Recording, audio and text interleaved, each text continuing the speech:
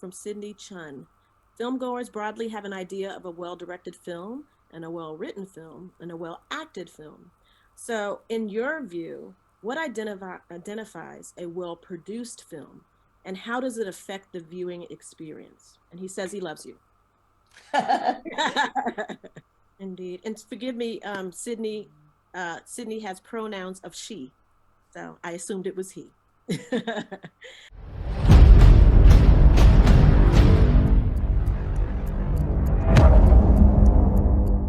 G'day guys and welcome back to Raging Ryno. Alright, I think it's pretty well known that Kathleen Kennedy said some dumb shit when it comes to Star Wars. Now this tweet's been getting around from Jar Jar Abrams on Twitter, of course.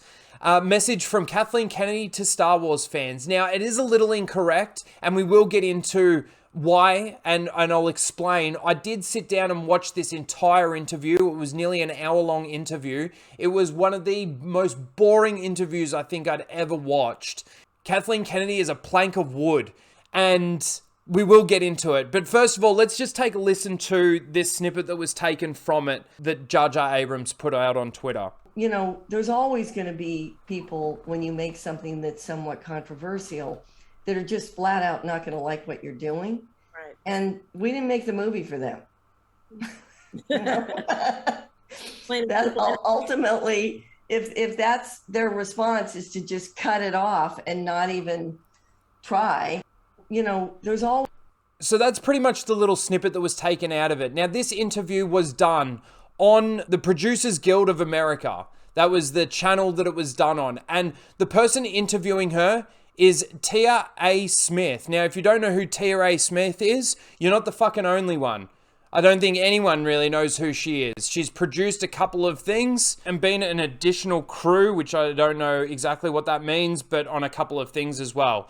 But no one of any real, hasn't done anything major from what I can see. Other people might think differently. I don't know. I don't know who this person is. This is the first time I've ever heard this person's name. So look, I've taken a few snippets from this interview. And we'll talk about each one. I honestly can't remember because there were actually so many really dumb takes. Now, a lot of this, like I said, gives you an idea of Kathleen Kennedy's mindset when it comes to producing movies, TV shows, whatever she's actually involved in. This interview was more about indie producers and films that inspired them. Now, just before we start breaking this down, the context is that the first half an hour of this entire interview is talking about the movie The Color Purple, which was a 1985 movie done by Steven Spielberg. It had Danny Glover in it. It had Oprah in it. It had Whoopi Goldberg in it. I do remember watching it. I honestly can't remember the movie though. It does seem familiar to me, but I honestly can't remember it. But that's what the entire first half an hour of this interview was about. And here's a couple of stupid shit that Kathleen Kennedy had to say from it. I'm not sure Steven would have stepped in and done this movie as a director. I think he would have said, no, I think you need to hire someone black. And he didn't say that.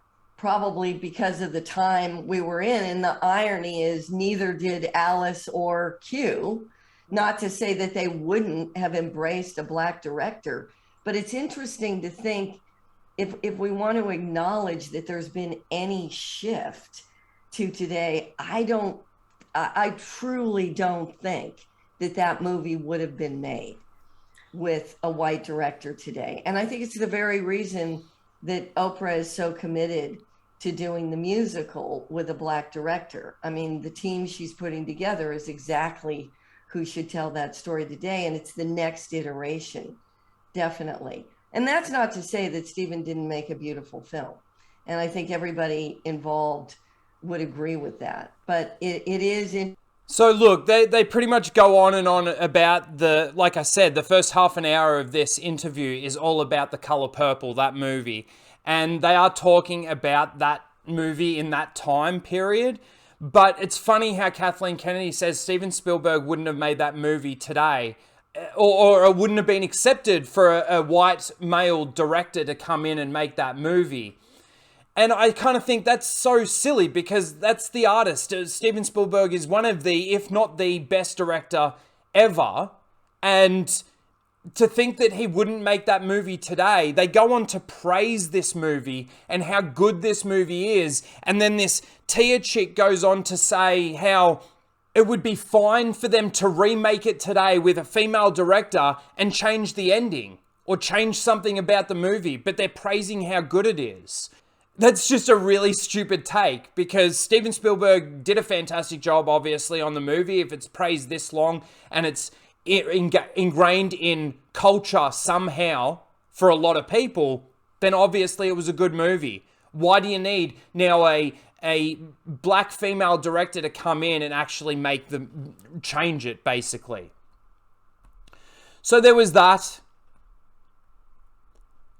And there was also this. This is pretty much the bit that got clipped out, but we're going to play a little bit more to understand why she feels it necessary to say, well, it wasn't made for you, it was made for other people. We'll see how many other people she actually says.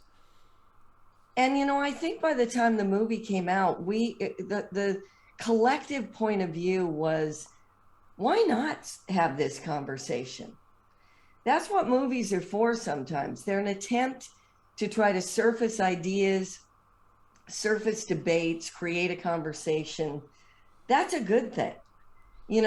First of all, that's not really what movies are made for. Movies are made for entertaining, for kind of disattaching yourself from the real world for that 2 hours or however long it is. And that's what it's for. And again, this just tells you what her mindset is and what's actually more important to her. It's the platform of what these things actually entail. So I don't think any of us, as I recall, felt a real need to have to defend what we had done. We had all made that decision a long time ago about how each of us personally were getting involved in this and committing to making this movie and telling this story. And so, there's always going to be people when you make something that's somewhat controversial that are just flat out not going to like what you're doing. Right. And we didn't make the movie for them. That ultimately, if that's their response, is to just cut it off and not even try. And so often, especially you see it today, criticism like that sometimes comes before people have even seen something. Exactly. They haven't even experienced it. It's just something they might have heard, or they're jumping on the bandwagon of something that they think they might believe. And I don't know what you do about that ultimately. See, she does go on. See, she does say, like, today. It's sort of like today where people criticize it before they've even seen it. People might criticize it from a trailer, or people might criticize it because of the movie that came out before it. People might have criticized The Rise of Skywalker before it came out because of The Last Jedi and how much of a disaster it was going to be and ended up being. So there is a little bit that she's in that thought process of what she's saying. Yeah, she is talking about the movie The Color Purple, but in the back of her mind, she is relating it to certain things that she's been involved with in today's sphere. You try to make movies like this that create the conversation and maybe change a mind or two. Correct. And that's good. And maybe change a mind or two. And that was the point that I wanted to get to. So we're going to sacrifice like lore and continuity in Star Wars. And again, I know they're talking about The Color Purple, but she did relate it to some of the controversial stuff that's coming out today and happening today in film. So based on that, they're sacrificing lore, continuity, and probably story, a lot of story, for the 1 or 2 minds that they might change in this platform that they've got here. It's weird. It's a weird way to make movies. It's a weird way to go into this and try and make entertainment. But there's more.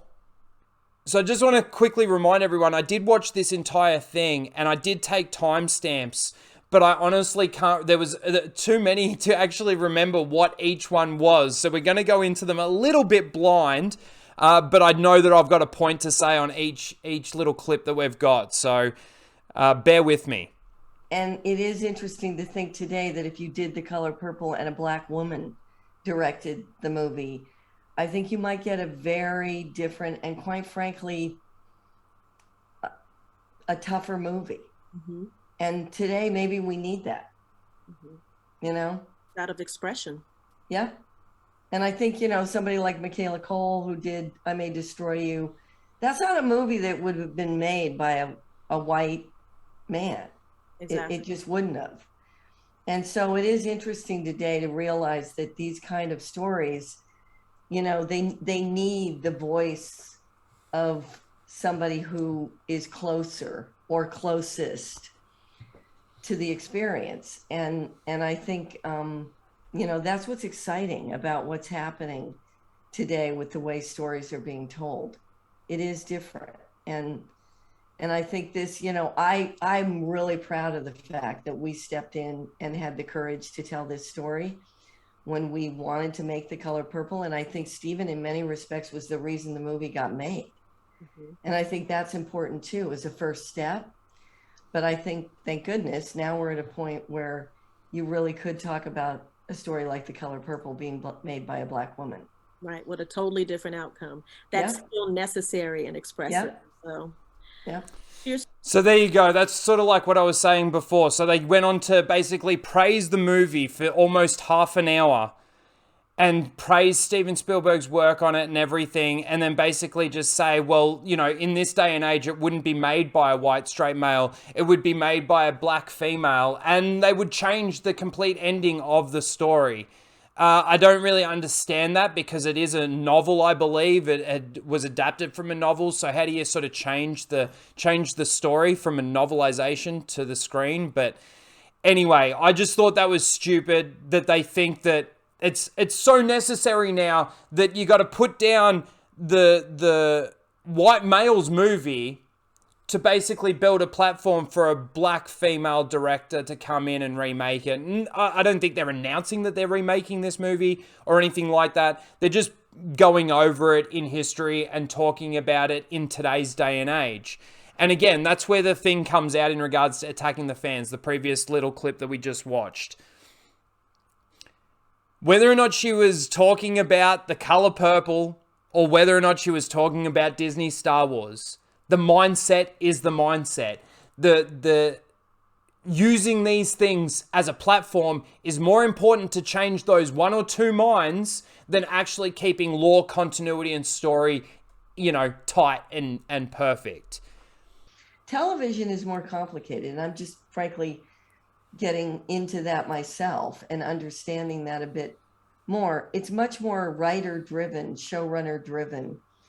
I can't help myself. I'm always looking for directing talent. And then once the director's on board, even if it's from episode to episode, I still, empower that director and want to be in service to that. But you're also in partnership with a very strong showrunner and writer.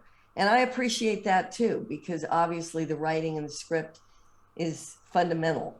So without that, we can't create the picture. So that's fundamental to the process too. But it's finding that ability to set your own ego off to the side as often as possible and be able to interpret, translate, and then enrich somebody else's vision. And I actually really enjoy that. That's good. Thank you. I find it funny, her response. That's good. Thank you. It's like she didn't even listen to anything that she had to say. Basically, what Kathleen Kennedy is saying there is the difference between making movies, which she's used to, and making TV shows, which she's not used to, which she's now doing on Disney Plus with her Star Wars legacy that she's building. So she's learning a lot and she likes to be involved a lot. And she actually goes into that more. They go into a bit of a Q&A section. Just have a look at the ratio quickly, by the way. This is at just under 400 views and it's 43 downvotes to 18 upvotes. Let's see, what was the next clip I took out? Be a dialogue that's going on with the director all the time. I happen to be a slightly controversial producer in that I believe you should try to be there and in it as much as possible. You can't do this in an office, 3,000 miles away and really have impact on what's being created in the moment. You can have a lot of impact as to what goes on in pre-production and in post, and that's incredibly valuable. But I think the really well-produced movie or show is because you're there throughout the entire process. So she likes to be really involved, and it's a really great thing for her that in post she's got a bit more, flexibility with what she wants to do. I'm sure that's helped her out a lot with all these Star Wars things that she's come out with. I just find it funny that she's not supposed to be in control of anything at Lucasfilm, but she's a bit of a controversial president or producer when it comes to this because she likes to be involved a lot, and she actually likes the fact that she's got a bit more power in post-production. So I thought that was interesting. I thought that was a interesting little snippet. Let's see what else I took from it. And this is the last one. Let's see, what did I clip out here? I really, really desperately hope we don't lose. On the other hand, I'm loving getting to know and understand more long-form storytelling and what we can do with series and limited series and short-form television, and all of that excites me and interests me. It worries me a little bit that I don't think it's sustainable what's going on right now. You realize that there's no human being on the face of the earth that could see everything that's being made. It's also concerning that a lot of what's being made isn't very good. I think that that's just a byproduct of quantity over quality. I think that'll start to shake down in a way that the audience will determine that, which is great and democratic and usually is always what happens, and that's good. I'm really excited about new forms of storytelling, and I have the benefit of running a company that has a fantastic special effects company, ILM, inside of it. So there are all sorts of things that we're able to get involved with. And so look, I'm going to end it there. Basically, it's obvious that she thinks that all these different TV series that they're coming out with isn't sustainable. She thinks that storytelling's bad. She actually thinks that it's bad stuff that she's producing, and it's because there's too much. There's too much of it. No, I think it's just because you've got stupid people that think the same way that you do running the show over there. And you're getting involved as much as possible when you know nothing about it. Now, again, there is no specific mention in regards to Star Wars. She does obviously say, she's in a great position now where, she's running a company that has great effects and can really work and make great stories, apparently great stories. But I just thought it's a really interesting thing to see this woman's mindset and what she thinks about producing these movies or these different series moving forward, and what she thinks about what's important. Impressing those one or two people, or sorry, not impressing, changing the minds of one or two people is more important than the long-term fans of these things, because, times have changed. And she talks about reading history and taking stuff from history. These people want to forget history. They want to rewrite history and somehow make it that we haven't evolved from history and that we've actually declined from history. And they want to push it in your face through their different series or through their platforms.